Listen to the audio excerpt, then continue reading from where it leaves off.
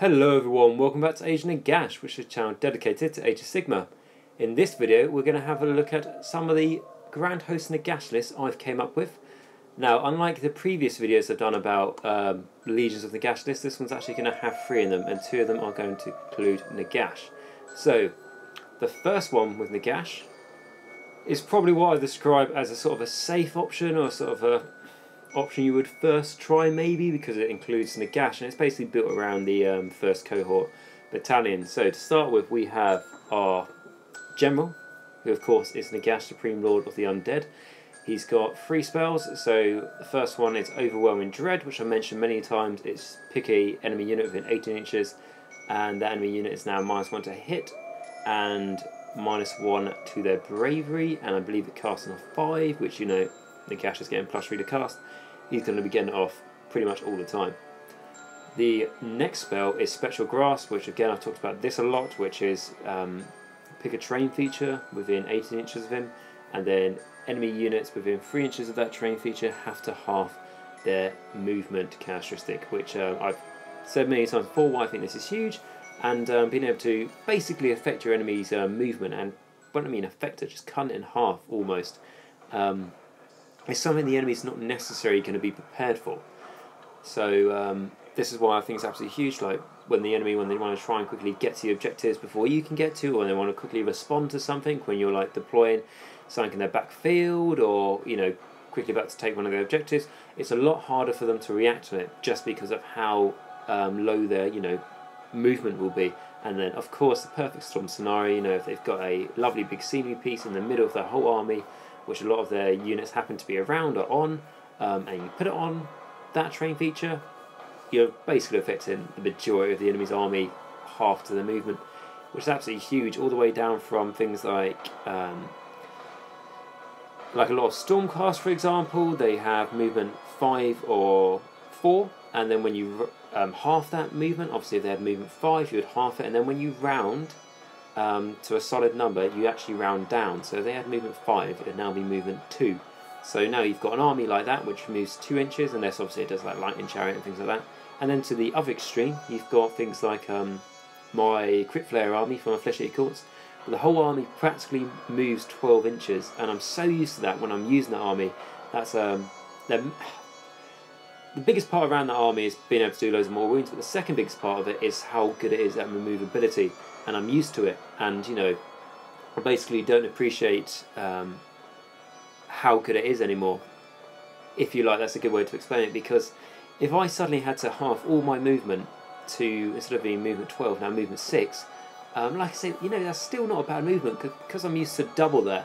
It would completely throw off my game plan, and I would be probably overthinking how many problems this has caused me, rather than just thinking, right, okay, how can I find a situation to get over it? So that's Spectral Grasp. And then the next law of the Dead Vile Transference. Now what this does, it has a casting value of 7. It successfully casts pick an enemy unit within 12 inches of the caster that is visible to them, and a friendly death unit within 6 inches of that enemy unit. The enemy unit suffers D3 mortal wounds. Then for each of these wounds that was allocated and not negated, you can heal 1 wound allocated to the friendly unit. So of course, this basically sounds like an Arcane Bolt, but only 12-inch range. However, the damage, well, the mortal wounds you do to the enemy, you can just automatically heal back those wounds if the enemy did not negate them. And then why I like this spell for Nagash is obviously if Nagash is, you know, eligible to be able to be picked for himself, because he's within 6 inches of that enemy unit you picked, he can heal those wounds. So it's just an extra way for him to be able to regenerate wounds, particularly if he does this alongside his Soul Stealer spell, I think he's got, which is a bit of a tricky way to heal wounds, but it's a way to heal wounds nonetheless, so it just makes him more survivable, so that's why I like that.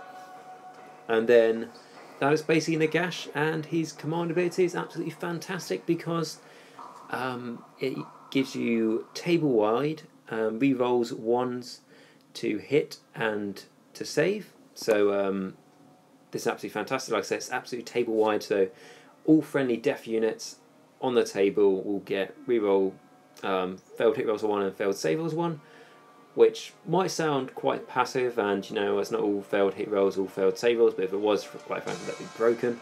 So that's really good. I've used this with things like Morghast Archive when I have a unit of 4 of them, and that is, what's that, 12 attacks, freeze to hit, freeze to wound, -2 rend, and 3 damage, which to be honest by itself is pretty good. Now that you're rerolling 1s to hit, that's absolutely fantastic, because now that means you're doing you're much more likely to get that damage through to the enemy. And also, the thing about Nagash and his magic, and not just Nagash but a lot of the death magic, how the Lords of the Dead work now, and how we're really meant to use spells in the army, apart from a couple particular ones, it's a much more offensive in the terms of either damaging the enemy or basically debuffing them. So to be able to have a command ability like this, that, while all your spells are debuffing the enemy and damaging them, you also have a command ability that supports the rest of your army, rather than just doing more ways to damage the enemy. So I'm a big fan of it. And then also, like, reroll and save was 1. Nagash has got a 3-up save, now he's rerolling 1s, you put a Mystic Shield in him, he's got a 2-up save rerolling 1s.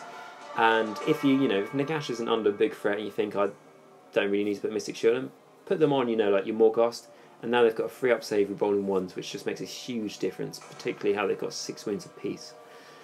So that's why I like it. And then finally, the other part of that command ability is you do not need to take battle shocks for any friendly units in your army, which is of course huge, because I always say there's loads of command abilities out there that look pretty tasty, and you want to go, I want to use this because it lets me reroll failed hit rolls, like the Vampire and Zombie Dragons one, for example. But however, I always say, wait a moment and think, should I put Inspiring Presence on one of my big blocks of skeletons, or one of my units that's holding an objective? Because yeah, having 40 like skeletons on an objective might sound like there's no way enemy's going to shift them. The enemy can easily wipe them out in a turn by dealing an incredible amount of damage to them, and then when it comes to Battle Shock, the rest of them are going to run away. So you can't bring them back next turn through resurrecting, they're just gone. However, they got Inspiring Presence on them, and the enemy would have a fairly hard time trying to wipe out a block of 40 skeletons, not taking Battle Shock into account because you're ignoring it. If they really wanted to dedicate everything to do that, they potentially could, I'm not saying they can't. However, they would have to put a lot of firepower on them. And if they didn't, and I don't know, you had a unit of 40 and 10 survived, doesn't sound like much, but you've got quite a few ways to resurrect them back. It just shows how important that Inspiring Presence has been. So, going back to my original point, you get to not have to take Battle Shock for any of your, friendly death units on the board. So as well as getting the rerolls of 1s, you're getting this, which just means that you're not having to worry about, oh, this is a really good command ability but I should really do Inspiring Presence instead. You get it for free, and you get a much better version of it, completely table wide. It's absolutely fantastic. So the next leader is a Necromancer, and we all know by now that a Necromancer is pretty much a good value wizard for his points. And then the spell I've given him from the Lord of the Death Mages is Fading Vigor, which is, I would say, my 3rd favourite spell from the Lord of the Death Mages. The reason I like this spell is because you pick an enemy unit, and then they have to subtract 1 from their attack characteristics of their melee weapons, which is quite big, so there's quite a lot of units out there that have more than 1 attack with their melee weapons. And then the next thing it does, which to be honest is the biggest thing I think, is that when that unit goes to charge, they can only roll 1 dice, which is absolutely huge. I mean, that means straight away the enemy can't charge more than 6 inches unless they've got a Hornblower that gives them +1 or something like that. And then also the other thing is that means that if the enemy has to be 3 inches away to be able to charge you, now it's not going to fail that charge and only a double 1. Now that means that it needs to get a 3 or more to charge, which means it's got a third of failing it from a 3-inch charge, which I think is absolutely really good. And then the good thing to point out here, you roll a single dice. Well, the enemy unit rolls a single dice to be able to charge. And there's a few things out there, like Prosecutors or like Morghast Harbingers, where they roll 3 dice, and it's not just you take 1 of those dice away, it's they can only roll a single 1. So yeah, I think that's absolutely huge. And the only reason I'd say it's my 3rd favourite spell is just because Overwhelming Dread, it's a spell that casts on a 5, makes the enemy -1 to hit, and then it's an extra bonus -1 to their bravery. Why wouldn't you take it? And then the 2nd favourite spell in the Lord of Death Mage is a Spectral Grasp, just because I think it has such a big impact on the battlefield, you know, halving your enemy's movement, as like a big passive ability, whereas the law, the fading vigor from the Law of the Death Mages is more situational. It's more on the enemy unit you really don't want to charge you, and then it also relies on that enemy unit, you know, trying to make that charge and get into fighting with you, whereas the other ones are just a bit more passive, I feel. So, but still, like I say, fantastic spell in my own opinion. And then the next thing we have is the Gravesand Timeglass. Now this is the artifact I've given the Necromancer, and quite frankly, because I think it's quite a, if I'm honest, a dirty artifact. I think it, you know, it's quite a cheap way to just do mortal wounds to the enemy a little bit unfairly. However, compared to other things out there, you know, why can't we do this? Now what it does is, whilst the bearer is on the battlefield, once per battle in your hero phase, you can pick an enemy hero on the battlefield. The enemy hero suffers D3 mortal wounds. At the start of each of your subsequent hero phases, roll a dice. On a 4+, the enemy hero suffers 1 mortal wound. Now, the reason I say this is like really good is just because it's just a flat D3 to start. So if you're going against, you know, okay, let's just say, you know, the bottom of the barrel in the terms of wounds, like you've got, you know, like goblins with a 4 wounds, like goblin shamans and stuff. You've got Skaven models with, like, you know, heroes with only 4 wounds, and that's the bottom of the barrel. But a lot of heroes, you know, just have 5 wounds or something. So you can take away the majority of their health on your first hero phase if you're lucky, and then after that you have a chance of wiping them out maybe halfway through the game. You know, this of course is if you're lucky or not, but it's just a constant way to try and do mortal wounds to the enemy without needing to be in range of them. Now I have used this a couple of times, and every time I've rolled to get the D3 mortal wounds from the start to see what I do, I always roll a 1 and always only do 1 mortal wound to the enemy, and then when I try and roll to do an extra mortal wound in the subsequent hero phases by getting a 4 up, I always fail that. So from my own personal experiences, it really has not been worthwhile to me. However, I think that's just a little bit unlucky, and generally I think it's a really good passive artifact to take. Of course, you know, it relies on your Necromancer still being on the battlefield, which you can't guarantee. However, he should be on there the first turn. The enemy should not have sniped him off because the enemy's going to be worrying about other things. And it's just an Arcane Bolt artifact straight away, which I like. And then the next and last leader we have is the Cairn Wraith.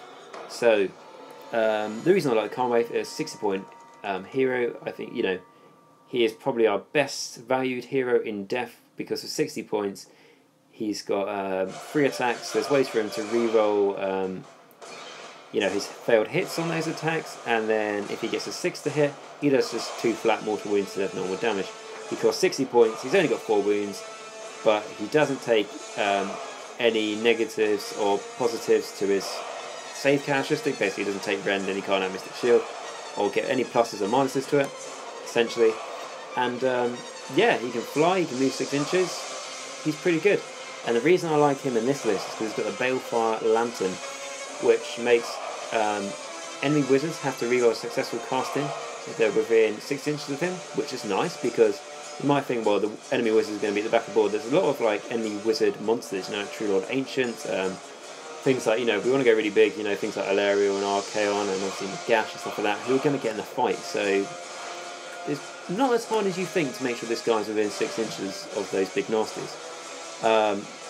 The next really good thing about this artifact is that it subtracts 1 from the wound rolls for enemy units that are within 6 inches of the bearer as well. So I really like using this guy. I had a game with Nagash today when I kept the Cairn Wraith always alongside, who was it? I think it was, I kept him with Arcan the Black and just kept him near him. So when the enemy went to attack him, I mean, there was a Draconian Guard that were attacking him, and all we know about Draconian Guard is that if the Dracoff gets a 6 to wound, it does d6 damage instead of 1. So with this guy around, he was always -1 to wound, which meant he never got that off. So what this means is that, yes, the enemy can just kill him and take away that -1 to wound. However, if the enemy's focusing their attacks on him, they're not focusing on what they want to, and in this list, that is Nagash. So, yeah, like I say, it's just a little thing making the enemy -1 to wound, but it will just, you know, niggle away at them and make them so annoyed that they're either going to just deal with the Cairn Wraith and get him done and then overkill him, because if they don't throw enough attacks at him, he's pretty survivable for what he is. So it's just an extra thing for your enemy to have to try and target at, and if they don't target it, they're going to be -1 to wound, which, you know, like if you're running the gash in the list and the enemy's got things that do, you know, special things on wounds, like for example the Flesh Eater called Terrorgeist, if it gets a 6 to wound, it just does flat 6 more wounds than normal damage, which is pretty big. Like Stormcast Protectors, if they get a 6 to wound, they do d6 damage against monsters instead of 1 damage. So yeah, you know, it's just so many ways it's affected it. And you know, if the enemy don't do a special ability on a 6 to wound, and let's just say they wound on a 4 normally, now we're wounding on a 5, you know, like Blood Warriors for example, standard Blood Warrior, you know, hits on a 3, wounds on a 4, now it's wounding on a 5. So it's just a really nice passive thing, and if the enemy wants to have to deal with it, they're going to have to overcommit to the Cairn Wraith. So there are our leaders, and then going on to units, we've got a block of 40 Skeleton Warriors with, it might say Ancient Blades on the list I put on the... However, it is meant to say Ancient Spears. I just didn't realise that Ancient Blades is the thing it naturally puts it on. So we've got 2 blocks of 40. I've talked about what these guys do a lot. They're basically just objective bunkers. They'll hold an objective for as long as they can, particularly in this list with Nagash as the general. His command ability, making them not have to take battle shock, just makes them that much more survivable. So you can regenerate them through your grave sites and through your heroes the following turns. So yeah, that's why I like them. You know, they're pretty goddamn solid, and they're not bad fighters. You know, they're confident fighters if they get to attack first, especially because they are pretty goddamn fragile. So if the enemy hits them, you're probably going to lose quite a few, which we all know with Skeleton Warriors. You know, if there are 30 or more of them in a unit, they make 2 extra attacks with their weapons. So if they start going down in numbers, they're just going to start losing attacks. So ideally you want to attack with these guys first. And if you do, and if the enemy does not have particularly high saves, they can do a lot of damage. So like I say, use them to hold your objectives. So they have to get in the fight, let them rip basically. And then after that we've got a unit of 10 skeletons, and this is basically because the battalion requires it. Just keep these guys on your back objective, you know. As long as they're not under threat from the enemy deep striking, they can just confidently hold that objective until the end of the game. And then after that we have the last unit, which is part of the first cohort battalion as well, which is a unit of Morghast Harbingers. Now this is just a unit of 2 of them. Again, apologise for the weapon loadout because it should say Spirit Halberds instead of Spirit Swords. However, I didn't realise Spirit Swords is what it naturally puts it on, because Halberds, in my opinion, are just a lot better. Now, a unit or 2 isn't going to be amazing. To be honest, that's how I used to run Morghast, particularly the Archine units of 2, and I thought they were pretty good. However, units of 4 I feel much comfortable with now. They are a lot more expensive, you know, double the points unit 4, but they can do so much damage. Whereas what these guys is for the Ceaseless Vigour ability in the battalion, and what this does is each time a wound or mortal wound is allocated to Nagash, you may pick a Morghast unit from the first court battalion within 3 inches of him and roll a dice. On a 3+, you may allocate that wound or mortal wound to the chosen Morghast unit instead.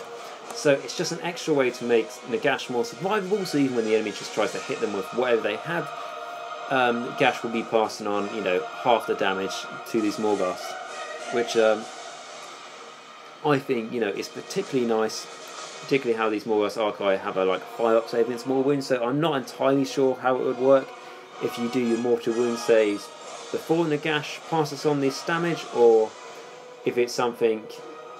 So when Nagash first takes the damage, then he first decides if he's going to pass it on, and then the Morghast will do the you know, the death saves and then the armor save. However, whichever way it works, it's still very good. And like I say, you know, 2 Morghast doesn't sound like much, but if they're just there as a bit of a meat shield for Nagash, that's still 12 wounds with a 4-up save, so not particularly bad. And, you know, if they get in a fight, that's 6 attacks with, you know, freeze the hit, re-rolling 1s, and then freeze the wound, and 2 rend 3 damage, so not bad in a fight at all, to be honest.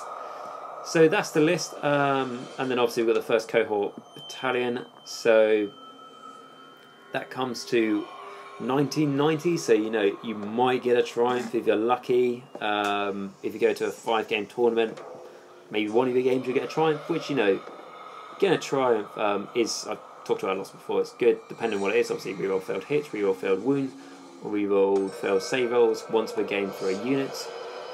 before those rolls are made. So if you got that once, if Nagash is taking so much heat from enemy shooting stuff like that, and your triumph happens to be a reroll save rolls, you can go really need to make a lot of save rolls here, and you can just use that just to basically safeguard it to just make him again more survivable. Now, like I say, this list, to be honest, doesn't excite me too much. I mean, I'm not saying because it's not very good, I'm just saying because it just feels a bit safe. It just feels like you've got Nagash as your main damage output, and don't get me wrong, you can do a lot of damage. And then Morghast Archive maybe as your a bit of a sledgehammer next to Nagash, but it just feels like a bit too standard for me. Like I say, if you're learning and you want to try it out and you happen to have these models, I think it's good because it gets you to learn how the blocks of 40 skeletons will work. They're a big nice number to put on those objectives. They're not going to get shifted too easily. And then the unit of 10, like I say, can confidently sit on the back, as long as he's not under threat from enemy deep striking. And the Morghast Archive, are a fairly decent, hammer. And then Nagash can obviously, just delete things effectively. He's pretty much a beast in combat and obviously in magic. And then the Necromancer, just there for magical support, and to make sure you get the extra artifact from the battalion. Now, he has got the Gravesand Timeglass, which, like I say, is good. It's an automatic D3 mortal wounds. And then the Balefire Lantern, or the Cairn Wraith, is good to make the enemy, -1 to wound effectively. That's the main reason I'm taking it for. However, you might think, well, just give one of them the Ossific Diadem instead to make your Skeleton Warriors more survivable, which is absolutely fair. I mean, the Ossific Diadem, which basically gives you an extra death save for, I think it's death rattle units within 12 inches of the bearer. Get the 6-up death save, like as an addition on top of that. It's like basically instead of their death save, they also get a death rattle save on top, which just makes them that extra more durable, especially if they're not taking battle shock. To be honest, that's probably a better choice between that or the Balefire Lantern or the Gravesand Timeglass. However, I just went for that for this list. And like I say, not a bad list, but for me, it probably doesn't excite me enough. But however, I think it's quite a safe list. So, like I say, there are a few holes you can pick in it, but like I say, I think it's quite a standardised list that you could get to know. And then for the next list we've got is, again, it's a list with Nagash in it, and like I said, the other one, it's not like it's boring or anything, but it just probably doesn't excite me enough. It just feels a bit too safe and a bit too like I say, a bit too standardised. I mean, to be fair, a good point about it though is that it is just a free drop death army, which is quite big and will give you, probably in half your games you'll be able to go first, even at a tournament. So it's, when I say go first, I mean you get to choose who will go first, which is not bad. But like I've mentioned in my last videos, if you can get used to not being able to have the choice of who takes the first priority, it's a really good skill to master. And you might think, well, it's just a bad thing. And, generally, yeah, of course it's bad if you don't get to choose. However, if you can make the enemy have to make that decision, it's just another decision they're going to have to make, and they could overthink it, and then they overthink things, they can make mistakes, and, it just carries on from there.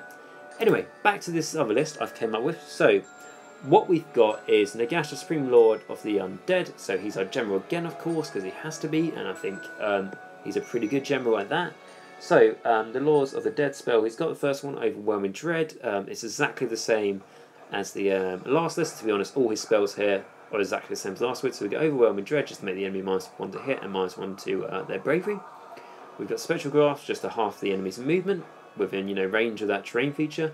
And then we've got File Transference, just to make Nagash be able to heal more wounds. And so yeah, that's pretty much it. Not going to dive too much into that because I've just literally covered that. And then we've got the Necromancer with the Gravesand Timeglass, which the reason I've gone for this is just because it's just the automatic arcane bolt on an enemy hero anywhere on the board, and then on a 4-up in your following, hero phases, if your bearer, the Necromancer in this case, is still on the battlefield, you get to roll a dice, like I said, on the 4-up. It does another mortal wound to the hero. Could be good, could be not so good. However, it's an extra way to do mortal wounds to your enemy. And then for the unit, so this is where things do get different. is that we've got a unit of 40 skeleton warriors. Now, this, like I said, does what it says on the tin. Again, it says ancient blades, but it's meant to say ancient spears. It's just because I didn't realise that's what I automatically put on. It's a bit annoying. However, little detail. Like I say, skeleton warriors, certain objective. They know what they're doing. They're confident in a fight if they have to. And to be honest, when I say they're confident in a fight when they have to, I mean a lot of the time in previous lists, long before the Legions of Nagash, when like the first General's Handbook came out, probably around that sort of time, I would take a unit of skeleton warriors, unit 40, and I wouldn't have them just to sit on objective. I would have them to fight the enemy, as my big offensive force.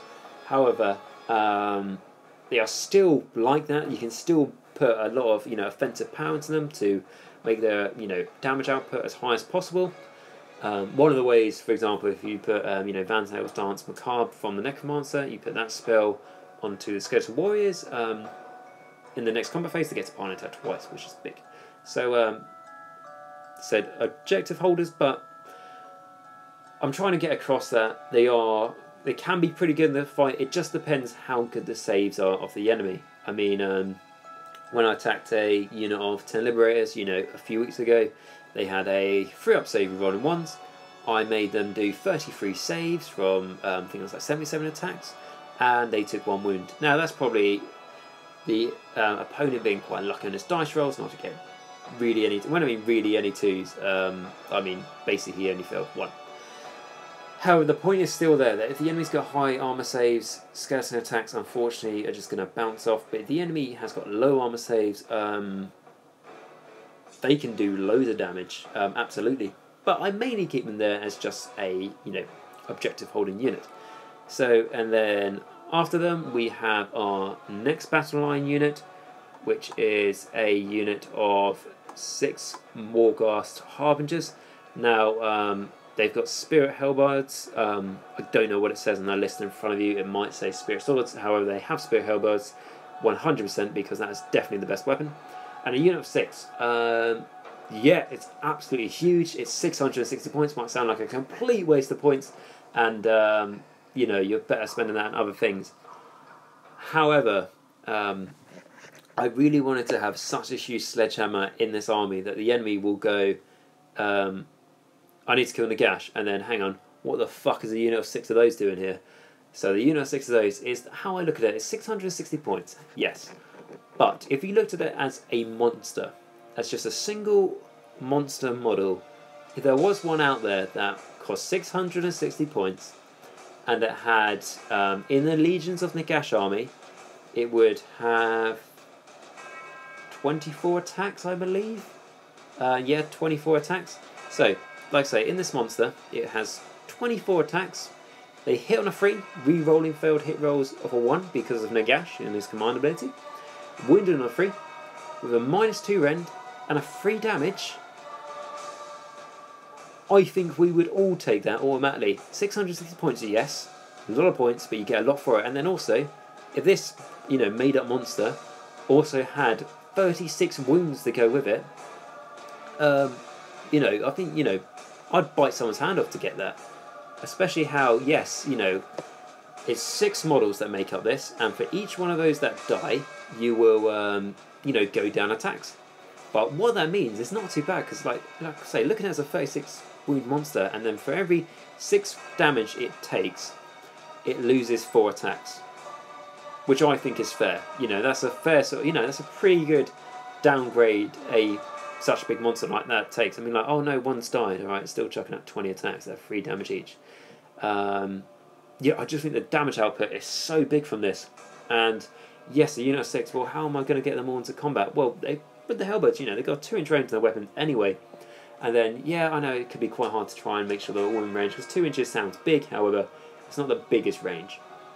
So, this is where the Harbingers come in, because they get to roll 3 dice when they charge. And that's not 3 dice to pick the highest, pick the 2 highest, it's just a standard 3. So they get to roll those 3 charge dice, which means they will get a further charge effectively, which means you get to place them, as many of them, into in range of the enemy to attack as you would want to.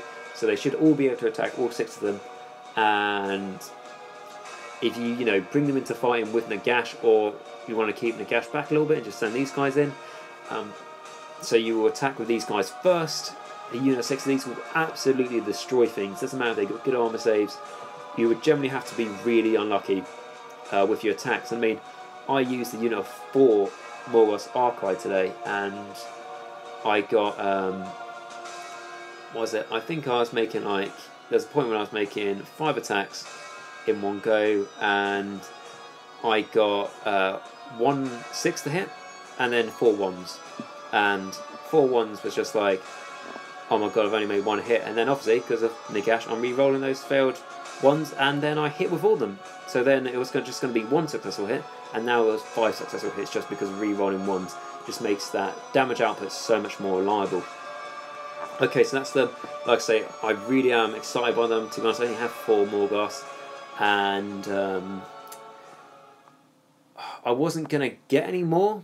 However, after coming up with 6 of them, I might have to get 2 more just to try this out, because I think it could be absolutely devastating, and the enemy's not really going to know what to do with it.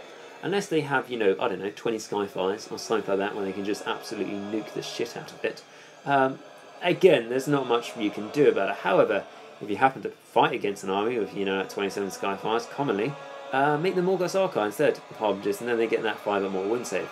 So, there's ways around it. And, yeah, I mean, and if the enemy really wants to dedicate themselves at wiping out this unit, they're not going to be doing anything to Nagash. So, you've got that, and then if the enemy kills Nagash, they got to deal with 6 Morghast Archive, or Morghast Harbingers, or whatever combination you want, really. So with 36 wins, with 4 up saves standard, I just think that's really good and really worth 660 points. Like I say, a unit of 2 is, it's pretty good in a fight, as long as they get to attack first. Otherwise, if they get attacked by the enemy first, it's a good chance one of them will die, and then you're only making 3 attacks. But a unit of 2 is alright. A unit of 4 is solid, I think is absolute nails. And then a unit of 6, absolutely huge. There's a reason why you can't have more than 6 in a unit. If you had more than 6 in a unit, you wouldn't all be able to get in range anyway, probably. However, that's just so much devastating power, particularly when they re-roll in failed hit rolls of 1. So, I talked about the Morghast enough.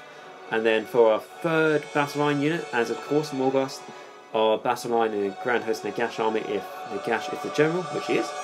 So our 3rd battleline unit is 5 dire wolves. Now this is automatically digressed quite a lot from the 40 skeletons and the 6 Morghast.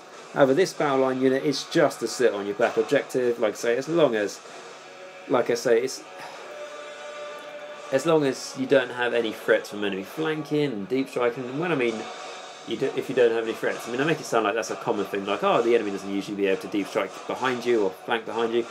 They can do that a lot, but you just have to make sure that you're restricting it as much as you can, and only keep these 5 dire wolves on by themselves on that back objective. If the enemy absolutely can't do any deep striking or shenanigans with movement like lightning chariot, if they can simply just maybe keep Nagash hanged back a little bit, or the Scares of Morghast hanged back a little bit to deal with it if they need to. But 5 dire wolves, 60 points, absolutely fantastic thing. Them and the Cairn Wraith, which are the only 2. Well, no, you've got zombies as well, but apart from the zombies, the Cairn Wraith and the dire wolves being the only 2 units with 60 points in death. I think they're absolutely amazing for their points. Dire wolves, for example, 5 models, 10 wounds, 5 up save, 2 attacks each, 4s and 4s. No rend 1 damage, and they charge 4s and 3s, no rend 1 damage. Absolutely huge. The leader makes 3 attacks instead. Absolutely fantastic for 60 points. You could say, well, zombies are better because you get 10 models. You're still getting the same amount of wounds, but you get no save. These guys, you don't even get a 6 up save, you get a 5 up save, which is why I really like them. And then to finish off this list, we added in some bat swarms, just a unit of 2, and the reason for this is just to make the enemies shoot in, just to downgrade it really. Just so if the enemy goes, right, I'm going to shoot all my stuff at Nagash, if they happen to be in range of these bat swarms, it's going to be a lot harder to do that. And even if the enemy goes, well, I'm going to do, I don't know, Skyfires, where it's like, on a perfect storm for them, if they, I think one of the best, more reliable ways for them to do their mortal wound buffs and stuff is like, they can do D3 mortal wounds, so if they're hitting with their bows on a 4-up because they've... Oh, I can't remember how it works. I mean, one of them is why sacrificing to damn terrain, which gives them +1. So now they're doing mortal wounding on 5s. And then I think the shaman being nearby gives them +1 to that hit roll as well. So they're doing D3 mortal wounds with their bows on a 4-up. With bat swarms, now it's on a 5-up. And if they didn't sacrifice the damn terrain, as damn terrain's nearby, now it's just back to a 6. So bat swarms are a really nice unit just to be basically a pain in the enemy's arse. And the enemy wants to go, right, okay, I'm going to fucking kill those. Fantastic. They're going to waste, attacks on this unit, which is absolutely what I want them to do instead of shooting the gash. So it's just an extra thing there for 80 points, which I think can be quite useful. And especially if you're going against, I don't know, the clown car thing from Cairn Overlords, where they'll just come down the ship, empty the ship, and shoot you in the face.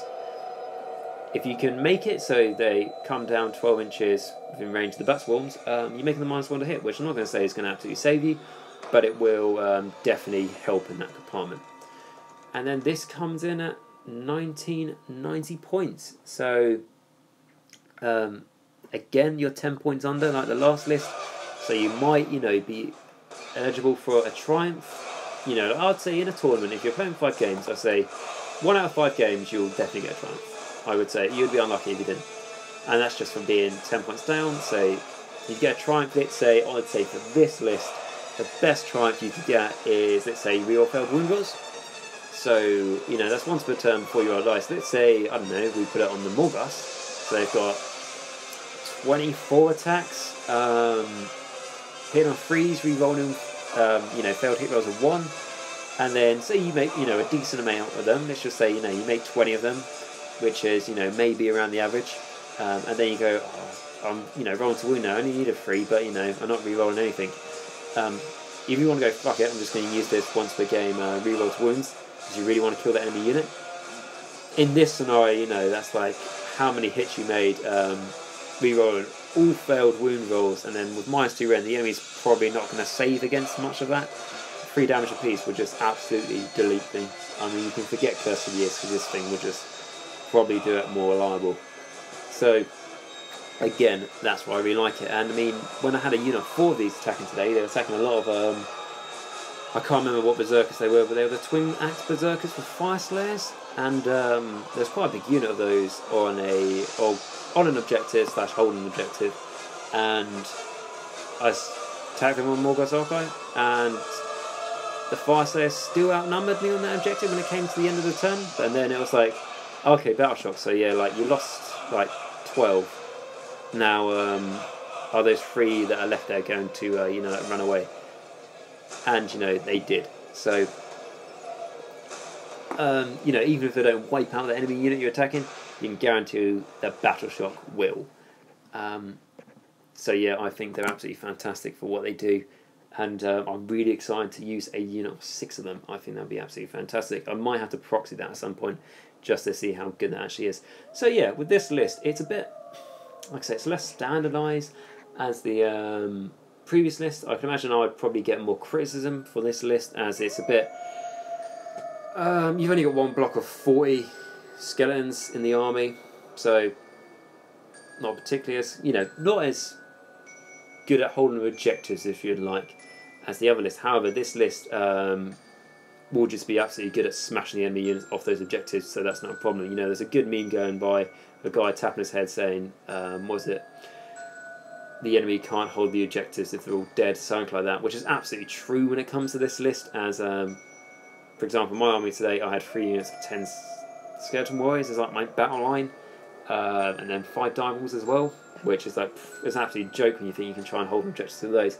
But with my list, I just wipe the enemies off the objectives and then just catch them halfway through the game, and won by that. So yeah, if you can beat the enemy off those objectives, it doesn't really matter that you're lack of numbers, and you've still got a unit of 40 skeletons there, so you're not doing too bad. I mean, when I took a Flesh-Eater Court army to the Blood and Glory tournament, back in October, I think it was, or November maybe? Anyway, I think it was the start of November, and that Flesh-Eater Court army I had 22 models in it, and I won out 6 games. I won 4 games, which I was absolutely over the moon by, as I came like 20th in 110 people tournament, and 3rd out of 17 death armies, and 1st out of like all the Flesh Eater Court armies. I can't remember how many Flesh Eater Court armies were. I think there was about like 5 or 7 or something. And I'm not trying to boast or anything, I'm just saying this is the best I've ever done in a tournament. And I've only started playing Age of Sigmar competitively over the last year, and I was absolutely over the moon, especially I've been practicing for ages with my Flesh Eater Courts, trying to get good at them, and you know, eventually it paid off. And the only 2 games I lost in that tournament was, one of them was against a Vanguard, or Vanguard Wing I think it might be called. It's a Stormcast battalion, where basically, this was before an FAQ, so the Stormcast army, basically, the main part of it is prosecutors and liberators, and these liberators can basically teleport up from near the prosecutors, and then teleport down again near the same unit of prosecutors, or a other unit of prosecutors. And what they can do is they can just teleport in and out of combat. So they would teleport in, kill a unit of my flares, which is basically my army, teleport out, kill the other unit, and then the battle plane was Scorched Earth. So I was trying to hold these objectives so the enemy couldn't destroy mine, but they would just go bam, kill the flares on that objective, burn it, come up, bam, kill the flares on the objective, you know, my second objective, and burn that. So there wasn't really much I could do. So it didn't really matter if I had you know, blocks of 40 skeletons in the army. You know, it would have helped, but I don't think it would have won me the game. And then the next game I lost was against a murder host, which, you know, I was not going to do anything against that anyway, so I'm not really too bothered. You know, even if I had blocks of 40 skeletons, the Bloodlayers would have killed them in the first turn. So it just shows that it's not all about numbers. You know, it says, like, you know, it's a horde meta, and don't get me wrong, at tournaments people do bring a lot of hordes.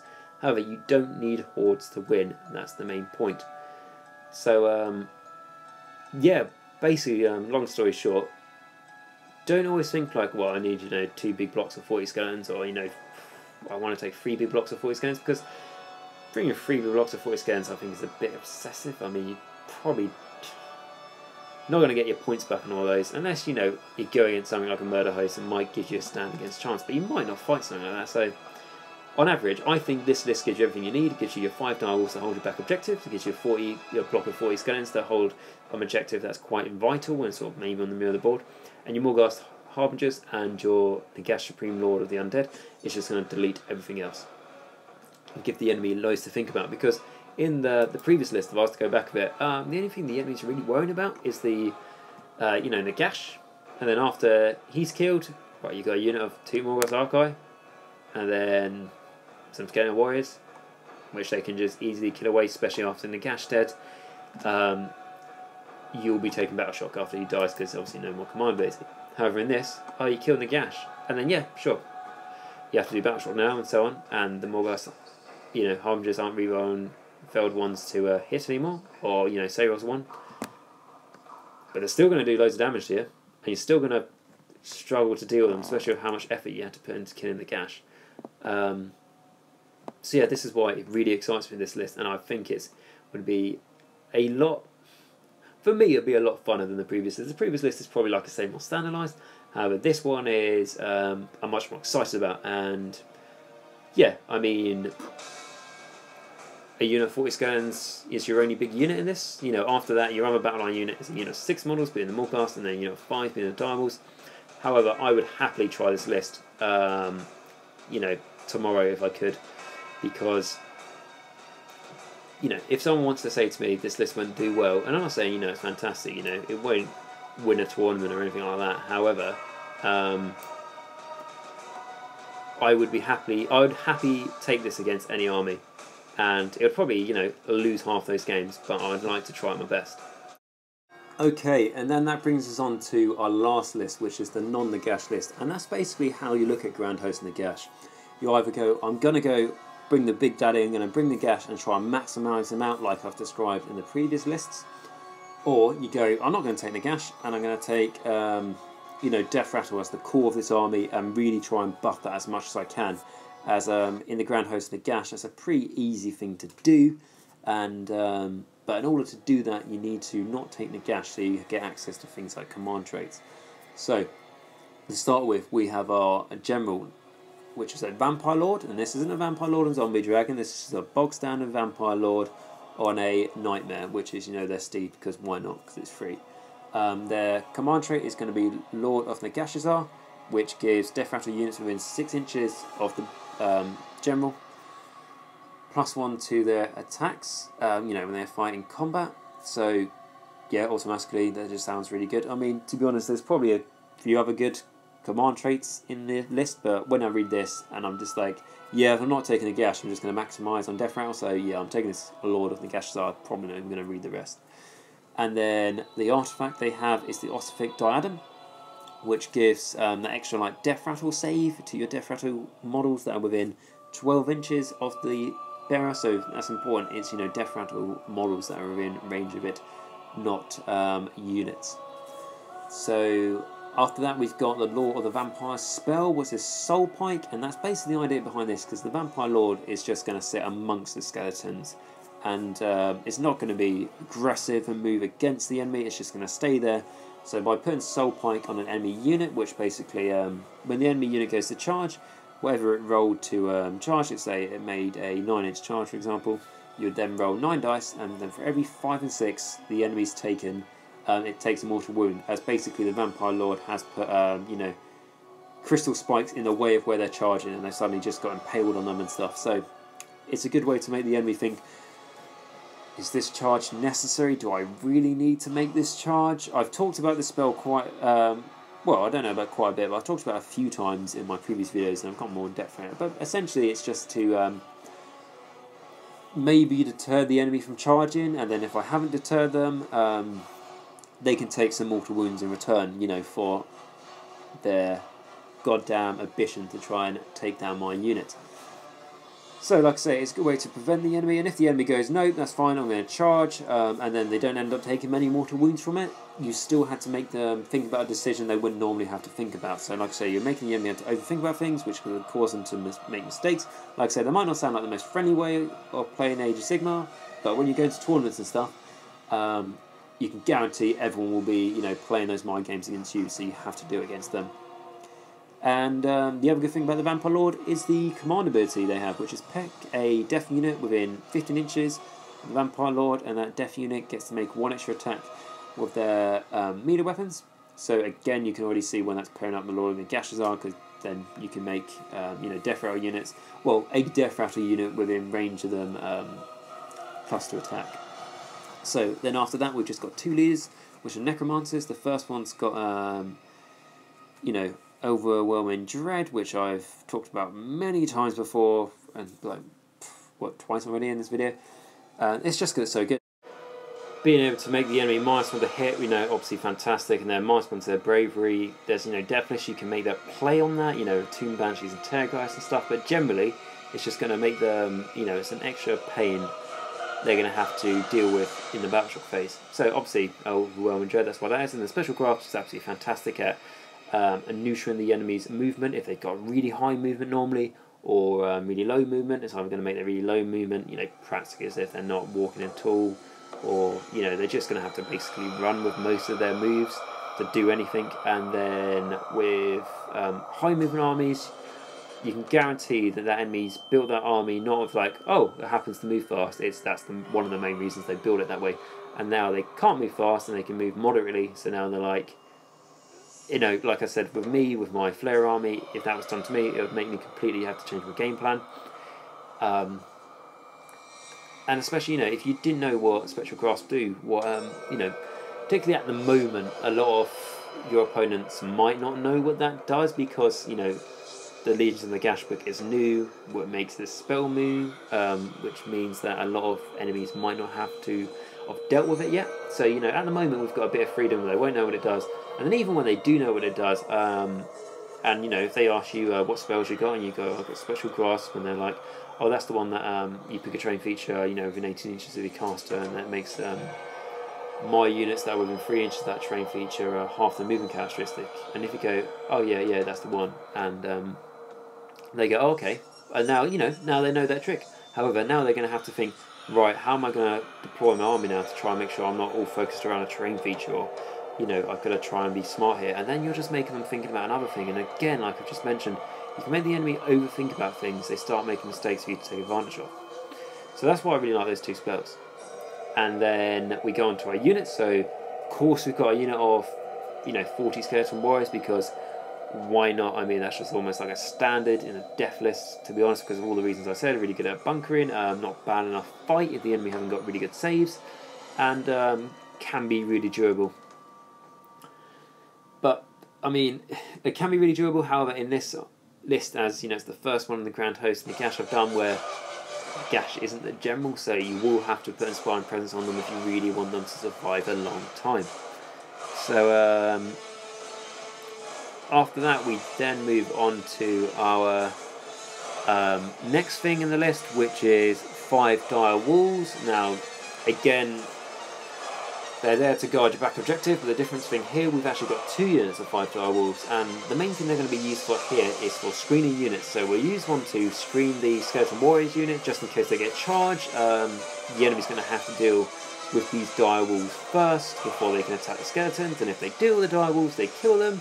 Then the skeletons can pile in and attack wherever just kill the dire walls and release all their damage on them, which is going to, like I say, do a lot of damage most of the time, unless you're finding things like Star Drakes where you're like -1 to hit it, and the 2-up saving on 1, things like that.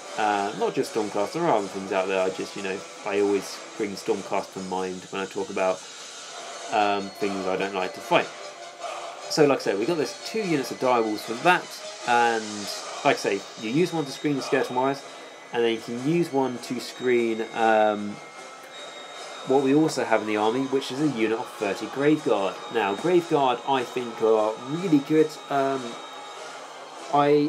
If you're maximising on Death Rattle, to be honest, I prefer them more than Skeleton Warriors, but that might be a conversation for another time. I know some of you prefer Skeleton Warriors. However, I just am more excited by Graveguard, but they are a fair bit more expensive. However, with the Mass Regiment discount you get on points for these Graveguard is for a unit of 25, it's 400 points, and then for the maxed out unit of 30, it's 420 points. So you're only paying an extra 20 points for those 5 extra Graveguard, which usually cost 80 points by themselves. So that's why I really like it, particularly if you can put the bonus on them to get all those extra attacks. If they're in range of your general, which God damn make sure they will be, they'll be getting, instead of doing 2 attacks with their weapons, now they're doing 3 attacks. And then if you want to put your command ability on them, if you feel like it's safe not to have to do Inspiring Presence, of course, now they're making 4 attacks apiece, which is just evil, basically. So yeah, that's really good. And then alternatively, if you prefer Skeleton Warriors, and you want to stack all those attacks on Skeleton Warriors are normally making 3 attacks because there's 40 of them in that unit, and then we're getting +2 from the command trait and the command ability. So now they're making 5 attacks. So either way you like it, it can just make them really good. And just that much more offensive. And like I say, screen those 5 dire walls in front of the Graveguard, and the enemy would charge the dire walls if they're forced to, or if they're a bit of an idiot, to be honest, or just like a really how any destruction player should play. They'll charge the dire walls, attack them, kill the dire walls, and then they're going to have to deal with all these Graveguard. I'm not saying all the Graveguard will be able to attack whatever units, just gone in front of them. However, you can probably guarantee at least 15 of them will, probably 20, and it will just absolutely destroy things. So yeah, that's why I like them. That's why they're in the list. And when I say screen things with dire walls and stuff, is something I've been doing for a very long time. And then something you might have seen is on Warhammer Live. I think it was this week. I think it was last Wednesday on an Age of Sigmar game they did. It was a Iron's army versus a Death army, and I think that army, that game was probably one-sided because I think one person was a lot more competitive than the other. However, the main reason I say this is because the guy with the Iron's army, turn 1, charged in a Mega Boss on Maw-Crusher into a unit of 5 dire wolves that are in front of a unit of 30 Graveguard, which was... I'm not going to say anything about the general who did that, but what I will say is that he was an Iron Jaws player, and he played very much like an Iron Jaws player should do, where throw tactics out the window, just go straight into kill things, which I do respect. However, on a very tactical side of things, that was a huge mistake, and to be honest, as soon as I saw that, I stopped watching the battle, just because, okay, so this Mega Boss and Maw-Crusher you know, I have no doubt it'll be able to kill those direwolves. It'll be able to kill them very well. And after all its attacks, I think it killed, I think it did like 5 damage. And that might have been because it was like -1 to hit or something like that. I'm not too sure. Anyway, it killed 5 direwolves. Did 5 damage to direwolves, killed 2.5 essentially of that unit. So what happened after that is I think the Graveguard attacked, and the Graveguard piled in. So a lot of the unit managed to attack the Maw-Crusher, and the Maw-Crusher had a very bad time because it charged the screen, which was bubble wrapping the importing unit, being the Graveguard, killed most of the screen, and then had to deal with the importing unit behind it, which, like I said, is a huge mistake. Don't want to, you know, obviously say anything bad about the person who did that mistake. However, they were just playing very much like an orc, which, you know, is absolutely fine, in my opinion. I'd much rather not just play like that than play like really sort of conservative, I think. So the important thing there is just saying that's an example you might have seen lately of how good direwolves as a screening unit, because you might think a unit of 5 direwolves, maybe a unit of 6 is better for screening because it's just that bit more. A unit of 5, when they're turned sideways on the base, can cover such a big area. So that's why I like them. And then the other thing you might want to use this direwolves to screen is the next unit we have, which are Morghasts. Just because these Morghasts, again, I thought I'd chuck in a unit of 6 just to make life fun. And you might think, well, direwolves, will they be able to keep up the Morghasts, and vice versa? The direwolves move 10 inches and the Morghasts move 9, so absolutely they'll be able to keep up for as long as they need to. Which, like I say, you might want to put the direwolves screening your, you know, Graveguard or Skeleton Warriors units just to make them a bit more survivable themselves, to resurrect them for the grave sites. However, the Morghast Archive here are your only sledgehammer to the army, so you want to screen them. And when I say they're your only sledgehammer, that's a complete lie, because you will have the Graveguard as the other. And that's why I've got a unit of 6 Morghast here, because I've described how horrible they are. Just think of them as a big monster with 24 attacks that do 3 damage each and 36 wounds. Sounds like a bargain for 600 points, you know, to me anyway. So, like I say, have them for that, and then of course you've got Spill Halberds, so that's good. And yeah, they don't have the armour like the Morghast Archive do, but I am starting to think that the 3 dice you roll to make the charge is more effective, because as soon as you make that charge roll, and you know, obviously it's your turn, 9 out of 10 times you'll be the one who gets to choose what attacks first, so you'll be able to choose to attack your Morghast first, and that just makes them that much more effective. So yeah, that's why I've done that. And like I say, you screen them with your direwolves. Keep your direwolves, keep 1 unit on the back objective if you feel like you need to, or keep both of them just to make it more secure. Use them to screen things, which I think is a better way. And like I say, going back to the visual point, was having, you know, 6 Morghast Archive, you know, how much horrendous damage they can do and stuff. The enemy's just going to think about them the whole time. And then after they've dealt with them, or after they've thought about how to do with them, they are going to be, you know, acknowledged about your 30 Graveguard and think they can do a lot of damage. However, they're not going to probably clock onto how much synergy you got going on with them. With, you know, like they're making 4 attacks each, and they can absolutely wreck face. You know, they might think that, you know, and a good general will realise how much damage they can do and how much of a threat they are. However, they're probably still going to be more worried about the Morghast. It's like, even if I was facing this list, I would, to be honest, find it hard not to forget a bit about the Graveguard and just focus on the Morghast, because they're big and they're scary, and I've got to deal with them before they hit me in the face. So yeah, that's that. And then the remainder 160 points we had less to spend in this list, I've spent on Bat Swarms, and we've got a unit of 4 Bat Swarms here. You might think that's a bit obsessive, however that is 20 wounds of a unit that's going to make the enemy -1 to hit it in the shooting phase if they're within 12 inches. When I mean -1 to hit it, I mean that's not right. Just -1 generally in the shooting phase to hit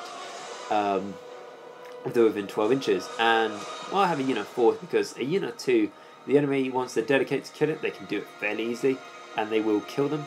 And then you lose, you know, your -1 to the hitting for the enemy shooting phase. However, a unit of 4. 20 wounds just makes them twice much more, you know, longer to live on the battlefield. And you might think, why I haven't done 2 separate units of 2, just to make them be able to move where you need to make more things -1 to hit, and to make them more survivable, so the enemy just can't target everything on them and get them wiped out. However, the reason why I didn't do that and just put them all into 1 unit is to just limit drops, because this army is going to have quite a few drops in it.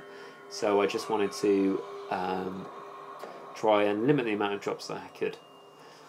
So yeah, that's why I have the Bat Swarms, and because you have quite a few things like the enemy might just go, if the enemy's,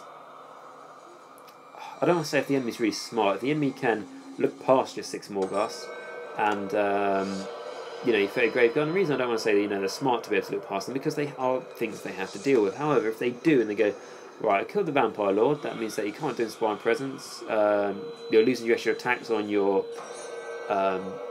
you know, your units, you know, either your Grave Guard or your Skeleton Warriors, they, whichever you choose, they can't get those 2 extra attacks from the command ability and the command trait.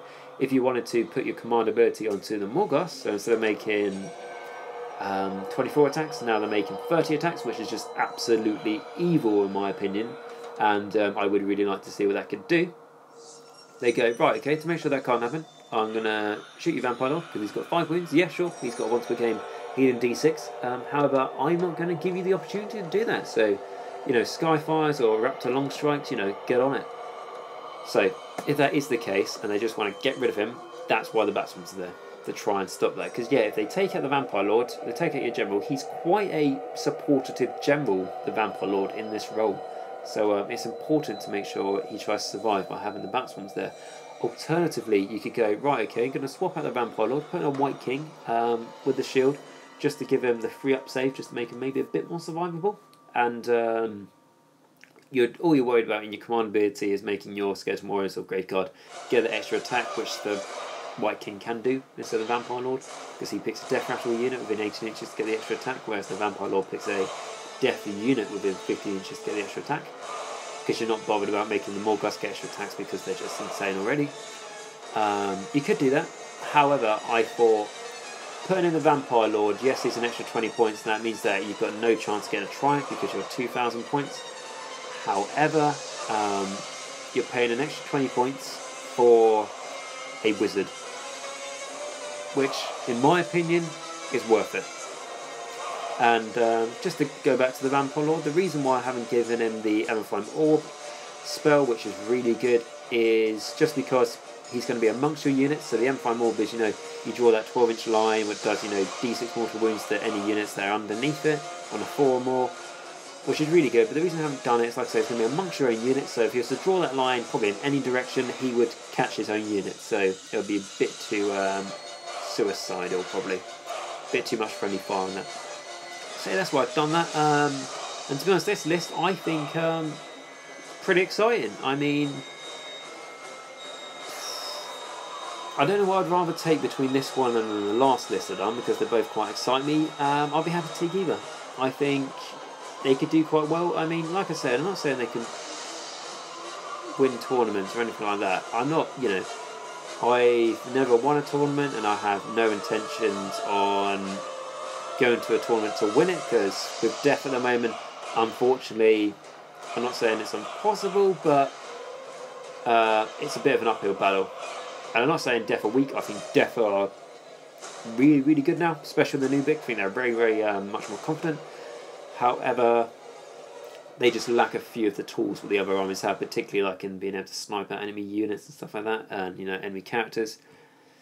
But however, I think they can definitely be a top 20 army in like the top 10 maybe as well. I mean, to be honest, there's probably well, I say probably there have been tournaments out there since the new Legions of Gash. I think Death have done really well. Can't remember where they came, but I think, you know, there might be some in the top 10 and certainly in the top 20 as well. So it's a really exciting time. I'd like to try these lists out to get to know them, because I've got a tournament, a 2,000 point tournament in April at Warhammer World. I think it's like the weekend of the 13th or 14th or something. I've got that to go to at Warhammer World, what will be good fun, and who knows, might take one of these lists, or probably refine them and get some practice in and learn what works and what doesn't.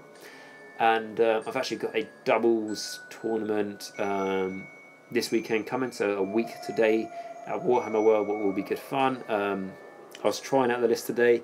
Only managed to try out this list one time before the tournament, and that was today, so it was all or nothing, and it absolutely destroyed the enemy, which was really nice. The reason I didn't talk about this list is just because it's for a doubles tournament, so it's a bit more complicated than a standard list because this doubles tournament is 2,000 points in total. However, it's a double, so it's you and a teammate on the same team, and you both bring a 1,000 point army. And for the point of the game, they count as being the same army. So this means we both bring a general, we both bring, you know, something that can take an artifact and a command trait and stuff like that. We both bring 2 battle lines. So it's a bit complicated, so that's why I haven't talked about it. However, yeah, like I said, I've had 1 practice game before the tournament, and I'm going to dive straight into the tournament and hopefully it go really well with me and my buddy. That'll be really good to see. And it's basically just minimum battle line units, so units of 10 skeletons, but just loads of sledgehammers in the army, loads of ways to damage the enemy. That doesn't matter, they outnumber you, you'll just wipe them off the objectives as quickly as possible. That's the plan. But anyway, going back to these lists, so now that I have actually done 3 lists for the Legion of Nagash, which I felt was needed. The first list was just a generic list for, you know, Grand Host of Nagash, and then the second one was a bit more exciting, a bit more risky, and then this one is the other side of doing it, not taking Nagash, taking someone else and maximising on death rattle. Like I say, you've got your cheaper block of 40 skeleton warriors to hold the objectives, and then you've got a unit of 30 Graveguard to do the same role, but also to be an offence as well. So you haven't just got your unit of 6 Morghast, which are horrendous. You've also got your not your Diamonds, sorry, definitely not those. You've got your Graveguard even. So I think they give a lot of options in this army. I mean, to be honest, how many drops you got there? That's something we've got to look at. So 1, 2, 3, 4, 5, 6 drops for the units, and then for the leaders is another 3. So what's that? 9 drops in total, which is not the most drops, but by far certainly it's not the least amount of drops you can have in an army. So most of the time you won't be choosing who gets to go first. However, like I say, if you can prepare for this, if you can always make sure that you get enough practice with your army to know what to do if you're elected to go first or you have to go second, you can bypass this. And like I say, it's just another thing your enemy's going to have to think about. Again, it means it's something they can make a mistake on by overthinking it, and then it's something that you can always make, you know, take advantage of. So yeah, there's that. There's obviously shooting. You don't have many characters. You've got, what, 3 heroes, but compared to the last 2 lists I've done, you know, that's not too bad. And you know, you've got 3 5-point heroes, so can be taken down. If you play Duality of Death, you capture the objectives of your heroes. Yeah, you know, it's not going to be the best one for you. However, because you've got so much offensive power in this list, you should be able to deal with those enemy heroes holding those objectives, which allow these weaker heroes to move onto them. Or, I wouldn't say get these heroes into a fight by any means. I mean, you know, a Vampire Lord, it's not too bad. Well, the horse has got, what, 2 attacks, 4s and 4s, no rend 1 damage, like standard. However, it's the Vampire Sword. I think it's a Spirit Possessed Sword, is it called? That's got 4 attacks, 3s and 3s minus 1, D3 damage. Isn't bad, but it's incredibly swingy, so you can't rely on it. So yeah, I'd say just keep these back in the skeleton units. Your Necromancers obviously can pass on their damage to the skeletons, and then your Vampire Lord can't do that. However, it's got the once per game healing D6, and it's also got what do you call it? It's got the bat swarms nearby to hopefully make the enemy you know, -1 to hit in shooting. Because if you're not talking about shooting, and Vampire Lord's in the middle of these skeleton you know, units, not really too much under threat from combat, you know, not initially anyway. So that's we got that, and then, like I say, the Morghast Archive, you know, 6 of those is a pretty good sledgehammer unit. I mean, obviously the enemy outnumbers you, you've got that to worry about, but you know, just in your battle line units alone, you've got what, 40 skeletons, 30 Graveguard, 10 dire wolves, so what's that? That's 80, and then 6 Morghast Archive, or just Morghast Harbingers, whichever you want to bring. That is an extra 6. What's that? 86 models in like your battle line alone. That's not a low model count army by any stretch. So yeah, of course, you know, there's like Bloodletter armies like 120 you know, Bloodletters in it, or you've got you know, big Fire Slayer armies, but doesn't matter how many models you bring against those, they're probably going to outnumber you anyway. And yeah, you could bring 3 big blocks of 40 skeletons, but I think that's just going to be a bit too boring, if I'm honest. You know, if that's your cup of tea, that's absolutely great. However, it's probably my fault. I say it's boring. it's because I refuse to use movement trace, which is, you know, my own problem and does not really mean anything. So, you know, that's up to me. So I much prefer having, you know, like your defensive power there being in your couple blocks or things, and then you have your much more aggressive power, things like Morghast, to be able to deal with that damage to the enemy. So yeah, that's the list that we've got. And that brings us to the end of the video. So we've got 3 lists here. We've got one, like I say, just a standard, probably a safe one to try, which includes the battalion. And I wanted to make a list that included the battalion as well, just so, you know, I can give you my thoughts on it.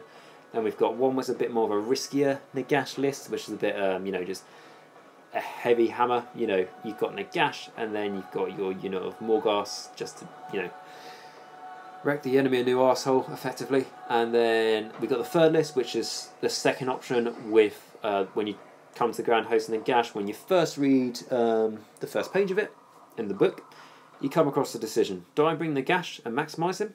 Or do I bring, you know, a normal named, a normal non-named hero and maximise on your death rattle? And that's what we've done on the 3rd list, to see what we can do there.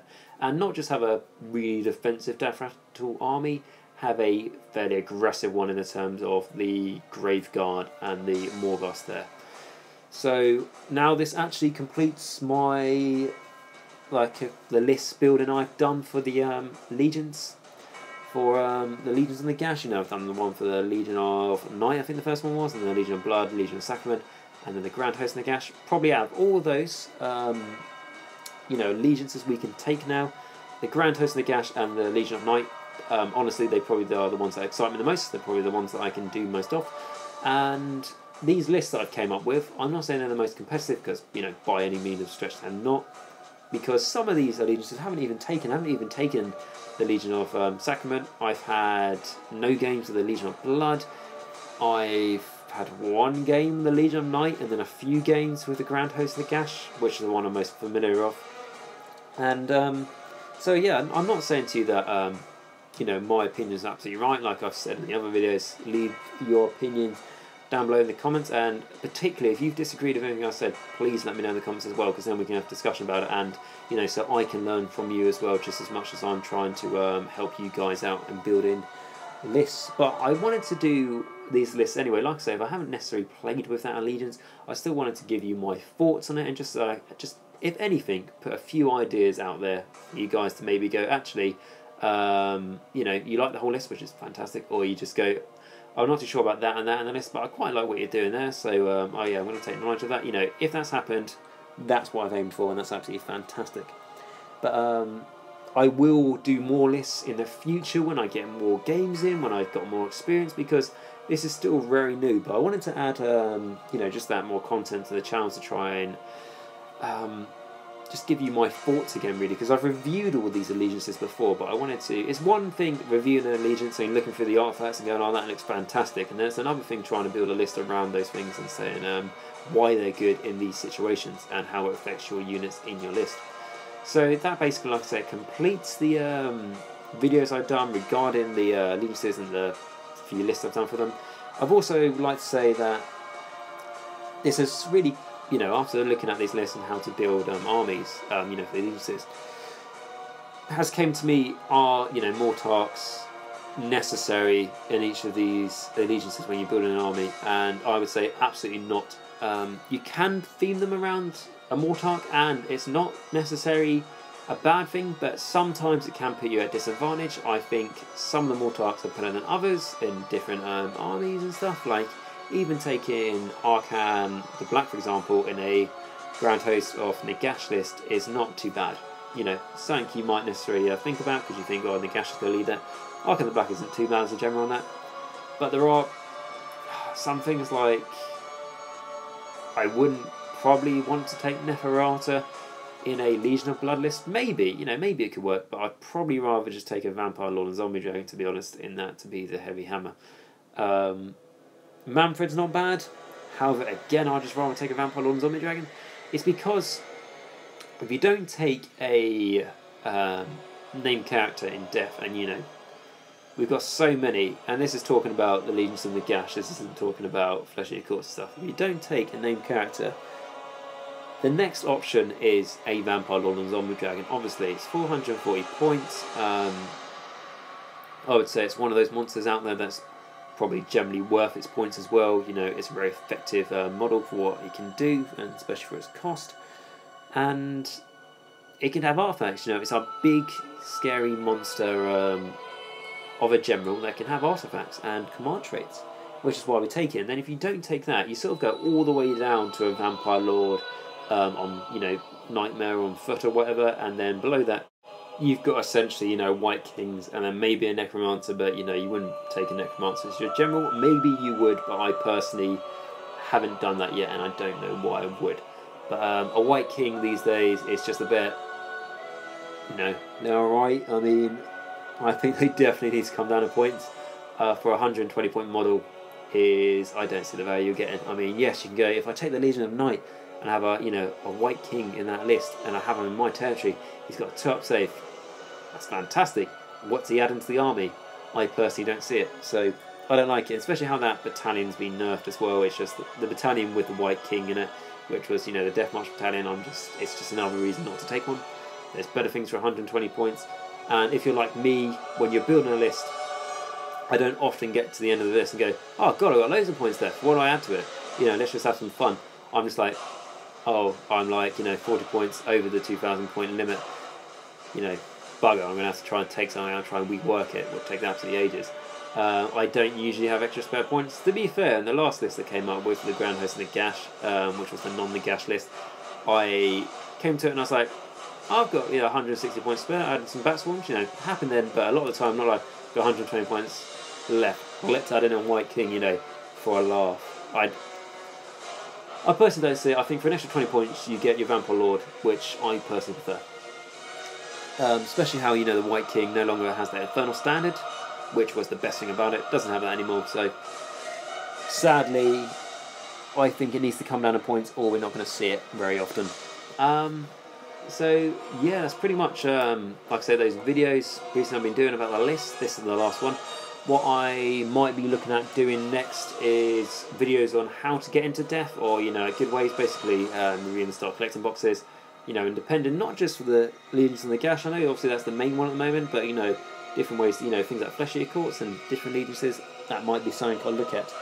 However, if you guys have got, you know, any suggestions or anything you'd like to see me talk about or just review, please let me know in the comments, because, like I say, this channel is not just telling you my opinions, which, you know, I've been doing in every video, telling you my opinions, and something you might disagree with, and something you might agree with, and that's absolutely fine, because I most certainly do not know anything. I like to say that I'm a, you know, self-proclaimed expert on Age of Sigmar, but the important word there is, you know, self-proclaimed, so take that as you wish.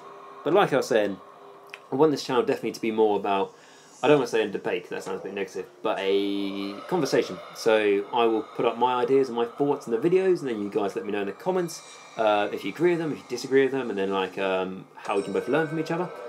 That's what it's about. So I don't just want to come up with the ideas for the videos all the time. I like to hear your ideas for videos, as otherwise it can be quite easy to feel like, I'm not saying like you can burn out of ideas, but you don't want to get to that stage. Which, like, for example, when the book dropped, I did loads of videos about the Allegiance abilities, and then obviously that's the main part of Allegiance and the Gash, to be honest. And I could now do videos on the lore. I could, like I say, think about doing ones of how to start in death. I could do videos on like preparations and things you need to make for a tournament, especially in death armies. And I know a lot of you guys would like to see things like battle reports and like put up like really competitive lists. However, it's quite hard to do that. As I explained with battle reports, you have to make sure you've got the right caliber of opponent, and you have to make sure you've got enough time to film those battle reports. And then when it comes to competitive lists, I'm not going to say any of my lists are like really competitive and, you know, that could potentially win a tournament, because I haven't done it. Until I do that, or become, you know, quite, you know, so I become pretty top on the list at, you know, doing well at tournaments and stuff like that, I don't want to say that my lists are, you know, super competitive, because I don't want to give you the wrong idea. I don't want to come up with a list and say, oh, this is absolutely going to work, and someone actually, you know, the worst case scenario actually goes and buys it and then plays the list and they don't do very well. I don't want to do that. I don't want to give the wrong impression at all. So, you know, I'm the sort of person where I won't say something is, in this case, you know, super competitive until I've tried it and I know it is. So, for things like that, we're going to have to wait until basically we get more experience with the new book. And after this tournament I've gone to, and then especially after the one in April, I would definitely be able to give you some ideas on what I think could be, don't want to say super competitive, but, you know, very competitive lists. And yeah, so yeah, like I say, if you've got any suggestions, let me know in the comments, as I'd love to hear them, your ideas and videos, because I don't want to make a whole, I don't know, a lore series of videos, and then you guys basically tell me you're not really too interested in the narrative, because that would just be a complete waste of time for me and a complete waste of time for you if you watch it. So like I say, let me know down below in the comments what you want me to make videos of. I'd very much like to hear it, and then obviously regarding the subject matter of this video, let me know what your thoughts on the list, what you would change, what you disagree with, what you agree with, what tweaks you would make. I'd absolutely love to hear that. And then finally, as always, if you've enjoyed this video, please like, subscribe, and put it like a comment down below just to give me your thoughts, as all this does obviously really encourage me to make as many videos as I can, you know, especially trying to squeeze it in, you know, after work and all that, trying to get a video out there as much as I can. This does all really help me. And I also thank you very much for watching this, and of course remember, Nagash is all, and all is one in Nagash.